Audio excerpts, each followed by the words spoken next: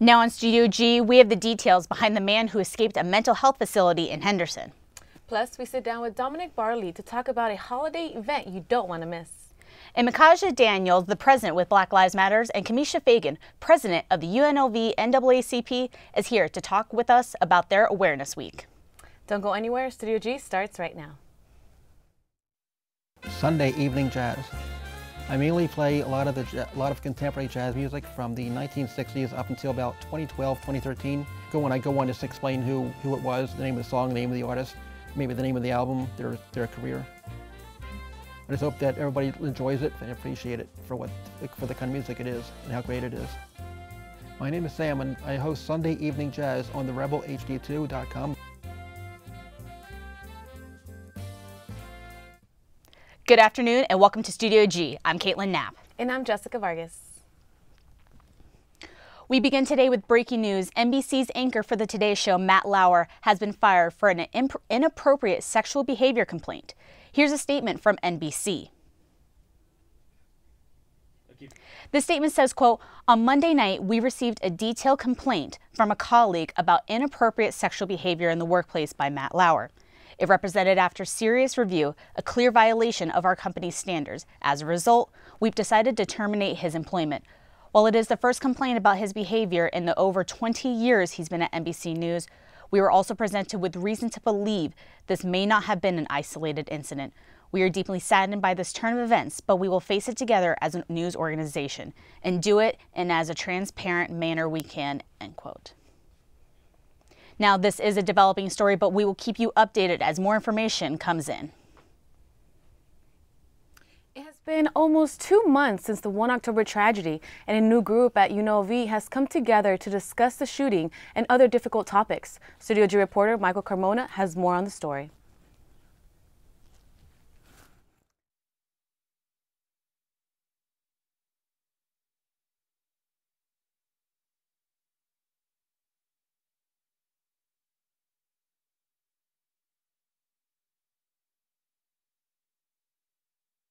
It has been close to 2 months since the 1 October tragedy, and while some feel it may be too late or too soon to talk about it, the newly formed United Conversations Network feels it's the right time.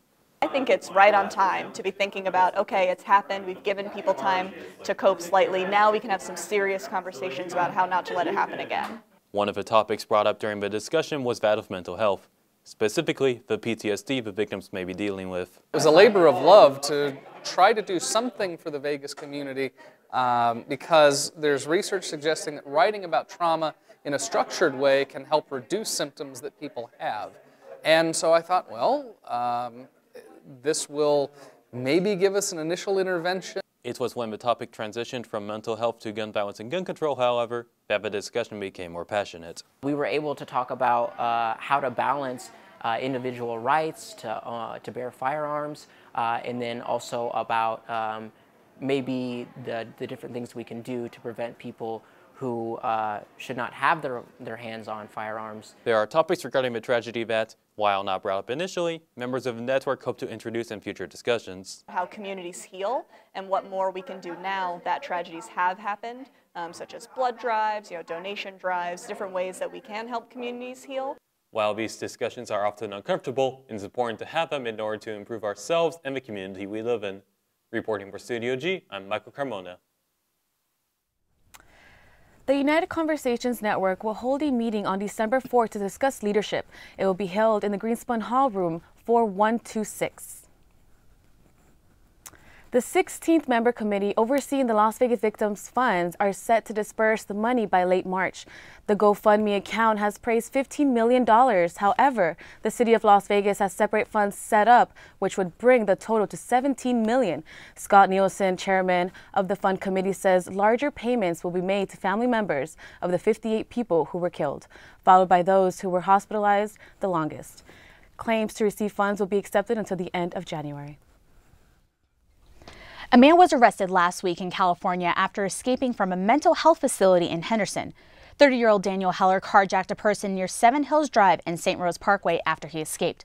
Police warned the public of his violent tendencies, suicidal thoughts, and gun ownership history. The Los Angeles County Sheriff's Office arrested Heller as he was on his way to a family member's house. An 8-year-old boy is recovering after being hit by a car in Henderson last week. It happened near Silver Springs Parkway and Tomahawk Drive. In Henderson, police say the boy was riding his bike when the car hit him. The boy was taken to UMC with serious injuries, but officials say he's expected to survive. Another child who was with the boy during the incident was not injured. Officials say alcohol and speeding did not play a factor in the crash. Thanksgiving may be over, but the giving never stops at UNLV. Studio G reporter Giselle De Los Reyes has more. This year, November 28th, marked Giving Tuesday, a global giving movement. Following the much-awaited Black Friday and Cyber Monday deals, this day hopes to spark people's interest to get involved in the community. UNLV Dining partnered with the Division of Student Affairs to participate in the event.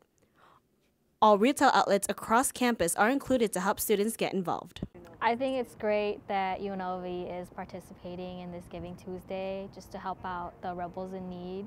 There's a lot of things that you never know what's going on with the students. They could be like homeless, struggling with like food security, and it's always great to help them out.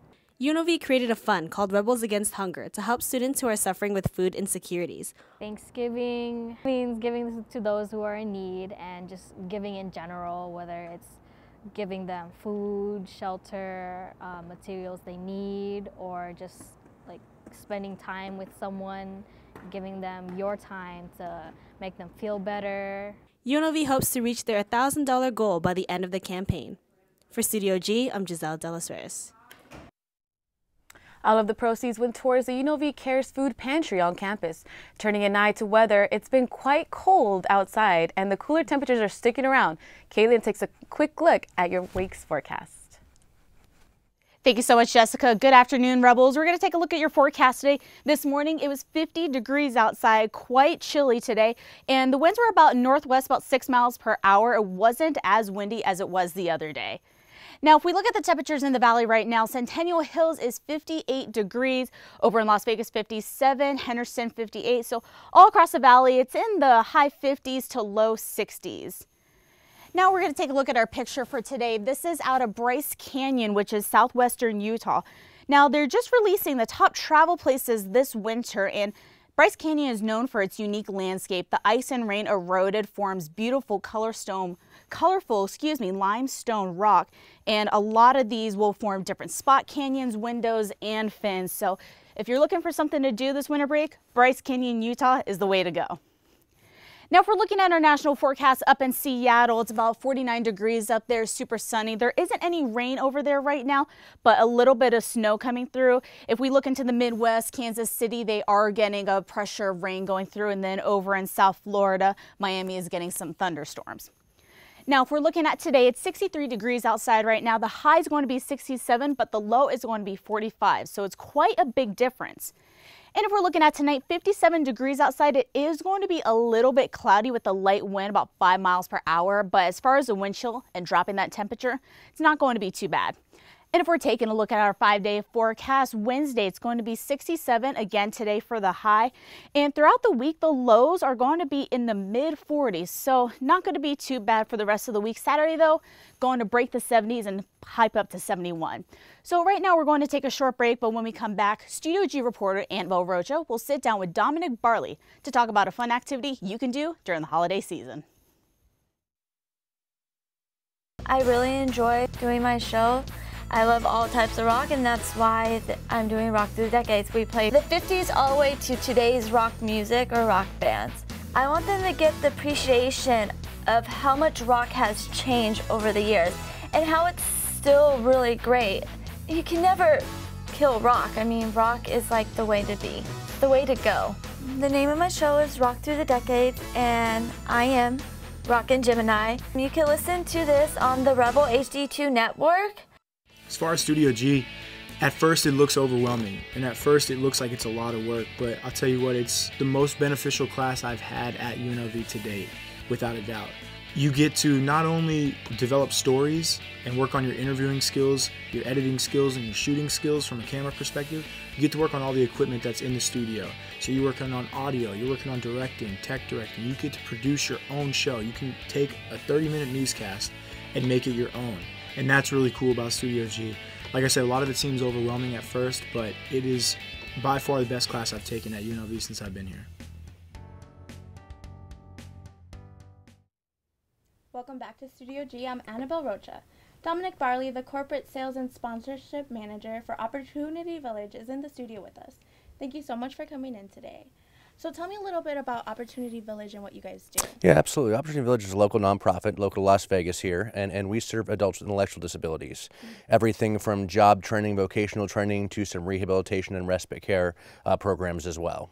Do you guys raise money, or do you offer services? What kind of? We do both. We're about 80% self-funded, so we raise money through fundraisers as well as contracts we have with businesses around the city.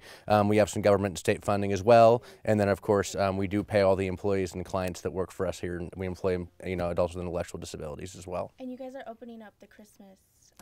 Yes, the Magical Forest. It opened this past weekend, actually, this past Friday the 24th. And how was that? Amazing. We had a fantastic tree lighting event with the mayor, Congresswoman Titus, Human Nature was there, Fantasy. It was just a fantastic event. We topped off with a fireworks show on top of it. And you guys put this together every year. It's kind of like a Vegas tradition now. How did it all get started? It started back in 1991 by a woman named Linda Smith, who led our organization for many, many years. And it was a fundraiser that started after our West Skokie campus was donated to us and finished. And it was a way to thank basically the contractors and people who worked on the campus. Started very, very small at that point, of course, and now it's become our largest annual fundraiser. We raise about $2 million every year through it. And what kind of activities are there that we can go enjoy? It's a beautiful winter wonderland. There's hundreds of thousands of lights, and then you have rides like a train, a carousel, a 3D maze, a slide, and our brand new Blizzard coaster is actually open this year as well. So lots of fun things for the family and the friends. And the Blizzard coaster, how big is it? It's one of those basically spin rides where it just kind of spins around and around, and you go backwards and kind of forwards on it. You've seen it at probably carnivals and fairs before. Right. And what's your favorite part? I think just seeing all the people having a great time. I think the holiday season is tremendous, and so often we don't take enough time to slow down and enjoy it with our family and friends. We're all so busy in our lives, and when you get to walk around the park and just see everyone having a fantastic time and coming together for the holidays and knowing that it's all, of course, going back to a great cause. All the money that's raised in the park goes back to support our programs with individual disabilities. And for people who want to go check it out, how do they get more information? How much does it cost? Just go to magicalforest.com. You can buy tickets on there. We have two different types of tickets, general admission and the passport ticket. It is $9 and $12 for children and adults for general admission, and $19 and $22 for children and adults for the passport. And again, all the information is on magicalforest.com. Okay, so we'll definitely have to go check that Absolutely. out. Thank you so much. That's all the time we have today, Dominic. We'd like to thank you for being in here with us. But we're going to take a quick break, and when we come back, we'll be talking to the president of the NAACP and Black Lives Matter. We'll be right back. As far as Studio G, at first it looks overwhelming, and at first it looks like it's a lot of work, but I'll tell you what, it's the most beneficial class I've had at UNLV to date, without a doubt. You get to not only develop stories and work on your interviewing skills, your editing skills, and your shooting skills from a camera perspective, you get to work on all the equipment that's in the studio. So you're working on audio, you're working on directing, tech directing. You get to produce your own show. You can take a 30-minute newscast and make it your own. And that's really cool about Studio G. Like I said, a lot of it seems overwhelming at first, but it is by far the best class I've taken at UNLV since I've been here. You don't get to do an internship, you have to do an internship. It's one of the requirements for a journalism major. You have to do an internship before you can graduate. Definitely having an internship as a requirement really helps push yourself out there and to just remind you that your graduation is coming up soon. You're going to have to need some work experience in your career. So it's really good to put yourself out there early on, and they tend to help students a lot more. So when you do a student internship, it really helps out a lot.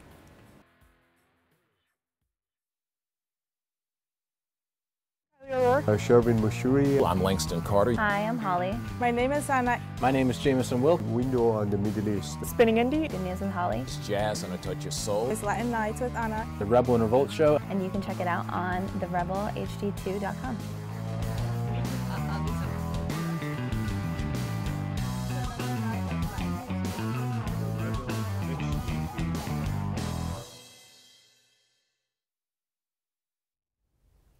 Welcome back to Studio G. Right now I'm joined with Makaja Daniels, President of Black Lives Matter, and Kamisha Fagan, President of the UNLV NAACP.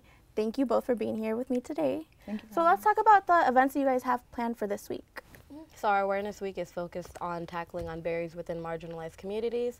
So that also aligns with our mission statement for our chapter, which is to, of course, fight for the equality of all rights and to eliminate race-based discrimination. And our first event, which was this past Monday, was in partnership with UNLV's Undocu Network, and it was called UndocuJoy, Shifting the Perspective of Undocumented Representation. And that was basically, of course, showing that there is joy, like, of course, and it's valid that everyone experiences pain being undocumented in this country, but also they want to showcase that they also have, you know, joy and pleasure within thriving in this country as well, you know.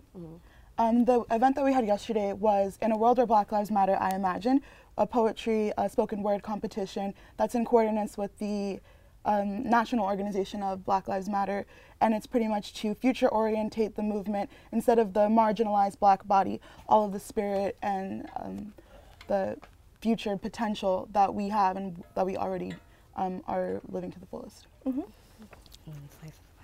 And then the event that we have today is in the Boys School of Law.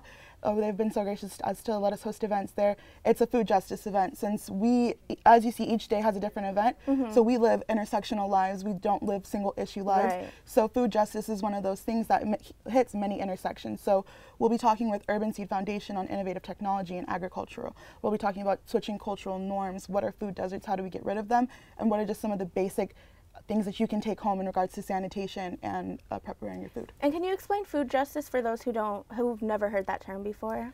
Food justice, it means a lot, right? It means being conscious of where your food is coming from and the means of that people have to afford it, to access it, to get to the food. So whether that comes down to people having an opinion about who eats meat or who can afford fruit and vegetables.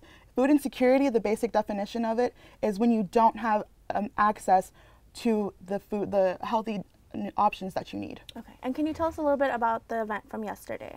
Yeah, just real quickly, our last event is Thursday. It's called Sing My Neighbor, and it will be, of course, an award ceremony to celebrate the efforts of our multicultural orgs on campus and whatnot. And so we can bring in the event. Yeah, for sure. So last night we had a great event. It was a great spoken word contest, and just as we fortunately closed up a little bit earlier, and as we were closing up about 8 to 10, we've just found out now that it was North Las Vegas Police Department they were on their motorcycles. And at first, like, we had saw them and we were just like at first apprehensive of what was going on, and then they continued to like just stare us down and then drive throughout the SU courtyard in a area that where vehicles aren't permitted to be allowed to, you know, drive in. And they did that for about 3 to 4 minutes, and we filmed everything. And would you like to add more to that? It's important to note that it was also without any notification to the university. So President Len Jessup and ourselves are calling for an apology from the mayor of North Las Vegas, as well as an apology from the chief of the North Las Vegas Police Department. And it was North Las Vegas, not even like regular Vegas Metro, right? No. So the police officers in the area are allowed to run maneuvers and practicing on campus. However, this was done without notification minutes after a Black Lives Matter event was over. So far they haven't commented on the issue? We have not heard anything. But fortunately, UNLV has been very supportive, and we've had great staff and friends and mentors who have been on our side and definitely understand the, you know, the trauma and triggering that, you know, moment was. And so, yeah. And besides that, how do you think the event was? Because it was kind of like a combination of art and social justice, right? So can you talk a little bit about that? I think that it was beautiful. I made so many new friends. A lot of people made new friends. We've had a lot of institutional support to even host this event. Of course, there were a lot of bumps in the road, which we could discuss at a further time.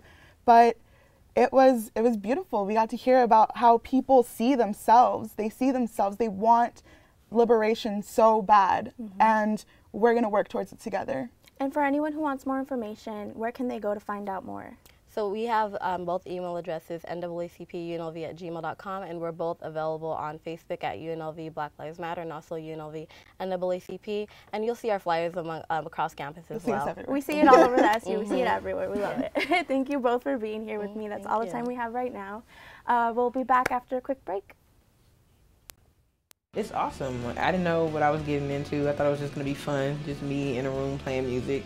And it's blossomed into something beyond what I imagined. Like, people just love it. There's like, a lot of people are eager and excited to be a part of UNLV radio. A lot of people didn't even know UNLV had a radio station, so I'm glad to be bringing that awareness to the Vegas community. It feels great. You know, it's a great accomplishment because it starts as something that nobody knows about, and you get to build it from the ground up. So it builds your work ethic. It also gives you a sense of accomplishment when it's like, man, we made it. We did something. We made something that nobody else has made. So it's great to be part of the student community and having to bring something to the student body with music, which is one of my passions. I feel like it's giving me a voice, and not just for me, but for people who have something they are passionate about. And I just want to, keep that conversation going and let other people see what we're talking about here. It's amazing to have an opportunity to play whatever it is that you want to play. It's also a great way to connect and meet with new artists, great people, just music lovers in general. What's up? It's your girl Scribe Cash. This is the Prince Madison. This is the Takeover. Played by the video games Live Orchestra. Yeah, on Twitter @MilesLowMusic and action.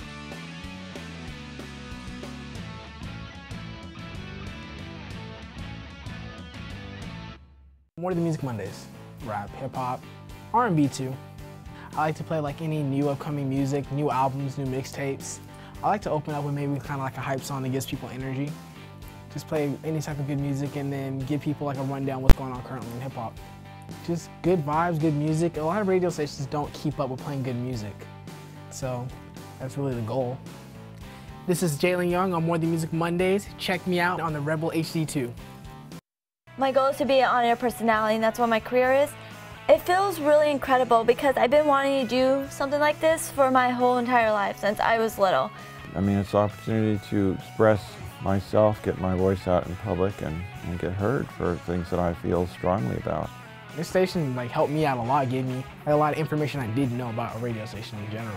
It was really easy to get a show here. I took the classes and did the shadowing. They give you a lot of freedom to do what you like, and I feel like there's a lot of support in places you can get answers to. It's just an incredible experience because I could take what I learned here and I could turn it into something more.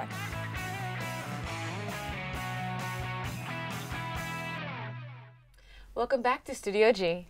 Here are your top national and international headlines.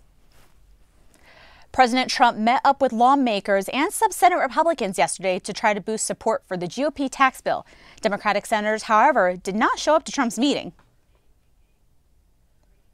The tax reform package passed in the House earlier this month and has made its way to the Senate for a vote as early as this week. Republicans are trying to get as many votes as they can in order to send the bill to Trump's office before the end of this year. Democratic representatives argue that the tax bill will only benefit the wealthy class with the tax relief and end up hurting the middle class. Trump's efforts yesterday to try to talk to both parties on the tax bill failed when Democratic senators refused to attend his meeting. If the president reverses course and decides he wants to be a constructive force, working with both sides to forge a bipartisan deal, we're happy to meet with him anytime, anywhere, any place. But as long as he remains a destructive force, it would be a waste of everyone's time to continue working with someone who clearly has no interest in coming to an agreement. Now, if the bill passes, it would be the administration's first major legislative win. Nebraska's Public Service Commission voted to allow the controversial Keystone XL pipeline to cross the state. This decision comes just days after the existing pipeline spilled 210,000 gallons of crude oil in South Dakota. The debate over Keystone XL goes back years. President Trump issued a permit in March approving its construction after former President Obama blocked the project in 2015. Supporters say it will create jobs, but critics point out that most of those jobs will only last 2 years. Environmentalists have raised concerns about greenhouse gas emissions and potential leaks. The Keystone system is expected to transport oil from Canada to Texas. Another Trump executive order has been blocked by a federal judge once again as unconstitutional. Federal Judge William Orrick has permanently blocked the president's executive order that would have stopped funding to Sanctuary City. The order would have limited the city's cooperations with U.S. immigration authorities. The judge says Trump cannot set new spending conditions that were previously approved by Congress. San Francisco's city attorney says that this is a victory for the American people and the rule of law. The Department of Justice blasted the ruling, accusing the court of exceeding its authority and plans to take action. Families living on opposite sides of the U.S.-Mexico border will be able to reunite for a few minutes over the holiday break. U.S. Border Patrol agents opened the gates for 3 minutes to allow a selected number of families to embrace their loved ones with laughs, greetings, and emotional hugs with each other. This is part of the 6th annual Opening the Door for Hope event at the Friendship Park Immigrant Organizations and the U.S. Department of Homeland Security work together to allow families separated by the border to briefly come together. This year, one couple got married during the brief reunion. IKEA is making a big recall on all mom dressers and chests. The Consumer Product Safety Commission says 8 children have died after the furniture fell on top of them, according to the Consumer Product Safety Commission. This past May, a toddler in California was one of the most recent deaths caused by the furniture. The chest and drawers are in question as unstable if not properly anchored to the wall. IKEA will be giving full refunds if it was manufactured from 2002 to 2016. Customers can also request a free wall anchoring kit. Here's something you don't see every day, especially out here in the desert. Take a look at this video in Anchorage, Alaska, where we can see a bright green aurora light dancing across the night sky. These aurora lights were captured by a weather camera in Alaska, which shows the dazzling green waves lighting up the city as the planets and stars move by.